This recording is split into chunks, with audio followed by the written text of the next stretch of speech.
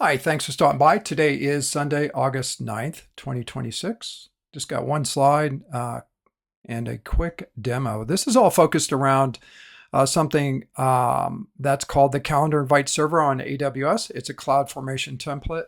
It ships with a front end and back end, and it installs in your AWS account. And what it does is it uses your SES domain as a calendar invitation send and receive service. And within that template itself, we substantiate a bunch of services and functions for you to connect this front end we ship with and actually get up and running in a half hour and deploy this thing called the Calendar Invite Server. I'm not going to get too much into it right now.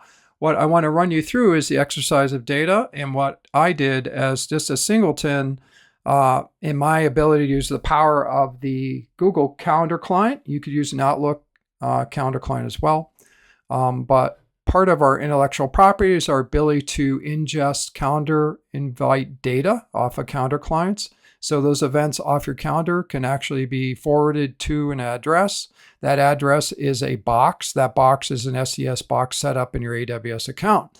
And I'll stop there for now. So our demo site's calendarsnack.com. Soon we will reconfigure that site. But for today, here in August, you can go check it out.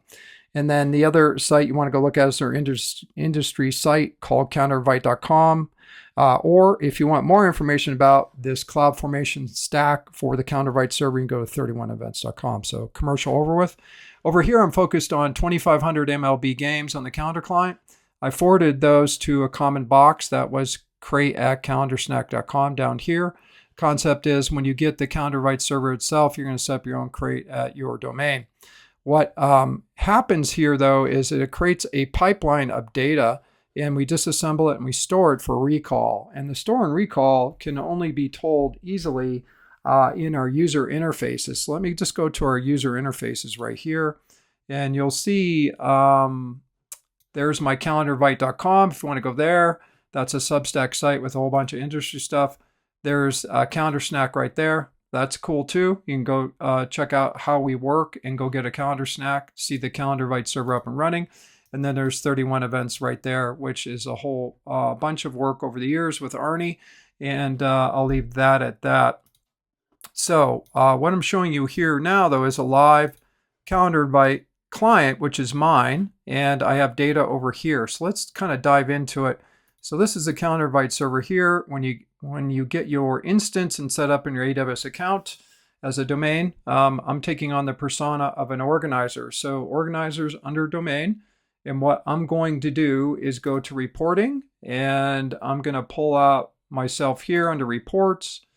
And you can see I have 635 MLB games left, and I'm going to review the events. These are the games that are loaded into my Calendar Invite server instance, and I'm just going to pick out a game here in the picker. We'll go here into the month of August as we scroll. Let's go in the forward of August 20th. I'll pick out a rando. And Kansas City Royals versus the Athletics. So how would you know this data actually got in here via this thing we built? And this thing we built was basically in the first stage, I forward basically data off my personal calendar client. It goes into the Calendar Invite server and we ingest it. So how do we ingest it? Well, via this box. You'll set up this box. It'll be a proxy box for anything off of a organizer's calendar client that's new.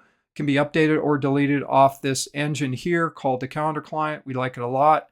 There's 3 billion calendar clients out there, and it's a whole bunch of addressable space for customers, organizers to shove data into the Calendar Invite server itself on AWS. And what that ingest engine does is it stores the Calendar Invite data for recall. So under a recall in a application for web, email, or an app, you can essentially do a total recall of that UID, and we assemble on the fly the calendar invite to be sent out, and then we track it.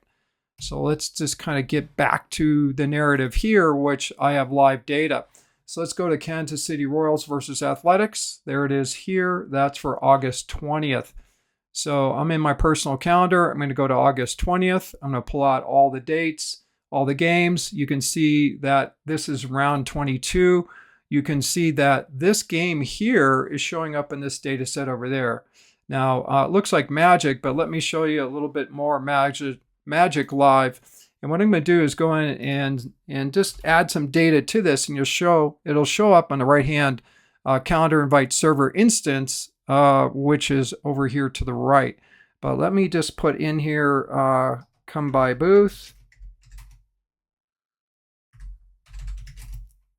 543 for a free ice cream to promote a simulation here at the game. I'm just going to hit save, and that's it. So what's going to happen is this data is going to get sent across the wire to our API kit. And the API itself is this create address. It hits the box, and under update, we're going to reprocess data. We're going to disassemble it and store it. And because I received a calendar invitation off a sports event page, this data here will be updated, and I will receive a updated calendar invitation. Now, if I have not received an update, if I've not received a calendar invitation from the service, what at a minimum you will see is a disassembly and update to the presentation layer. So the presentation layer is here. What will happen here in this pipeline is all display event data is forwarded through GET commands here in the API layer. So this data from my calendar client went into the system. If I've not received a calendar invite specifically from a sports page, at a minimum, it's going to update the GUI data, the display data. So let me prove that to you right here. I'm going to click here, and you'll see that when I refresh the screen, you'll see that I'll be able to show you that this data will show up here where I have this highlight going on. So let me refresh the screen and see if the demo works. Let me show the event message, and you'll see that right here, this data came from my calendar client across the wire to the API, and it updated this here. So why is that important? Well, when I go to the Marketing Hub, let's just go back to Marketing Hub. And what I'm going to do is go to a schedule page. And what I'm going to do is just open up a schedule page. I'll decorate it here real quick. I'm just going to open up a preview. And so under preview, you'll see that that's a schedule page. So let me go back. And if I want to change that page for all upcoming data for my organizer, I might go to a upcoming events feed. So the feed gives me a monthly view, and I'll decorate that one orange. And what I'm going to do is just open this up, and you'll see a schedule page show up here. What I'm going to do is populate this page real quick by loading more data into it for the demo. You'll see those little orange dots showing up, and that signifies I'm loading this data here so I can go look at it real quick. So on the 20th, you'll see that I actually did the make sure I'm getting my data correct. So this is August 20th over here. We talked about the Kansas City Royals right here. I added booth 543. So let me go down to the picker here. That game is for what time? 12:10. So it's Kansas City on the 20th. That's where I'm at here. It's for 12:10. And when I go look at this, you'll see this data loaded here. So the point I'm trying to make is that if you were to share this page with somebody, the data would you'd want to have this page updated. So if anybody put their email address in here, such as me, I click the button and I wanted to receive this calendar invite, I just sent it as an example for the demo. And it'll be sent with this new booth information right here. Come by this booth for a free ice cream for the game. So that's kind of a promotion thing, right? So downstream, what happens is we collect all this data. And I won't get too much into it. I think I'm going to cut the demo there. But what I want to show you in this demonstration was I was able to actually update data off my personal calendar client.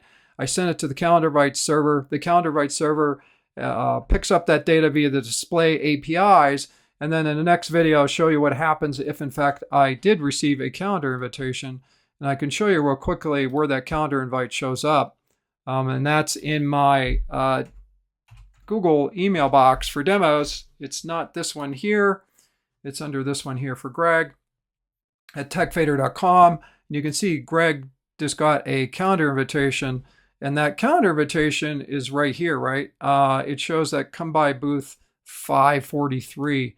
I'm going to say yes. And what happened on the back end is I actually picked up that data on a calendar invite server. It's the reporting engine. But you'd never know if, in fact, that all worked unless I did one more thing. And that is I'm going to update this free ice cream and a hot dog. And what's going to happen in the background is I'm going to talk to the API layer again. And because I have this calendar invite downstream, because I've gotten it through self-subscription, I went and I basically got the calendar invitation itself, which I showed y'all from this page here. I went up and said I want a calendar invitation for this game. And what's going to happen downstream here in my calendar client, I just showed y'all right here, my TechVader, is I will get an updated one for doing so. And what's going to happen here is, there it is there. I received an updated calendar invite that says free ice cream and a hot dog. I'm going to stop there, and that's the power of the calendar invite server on AWS. Thanks.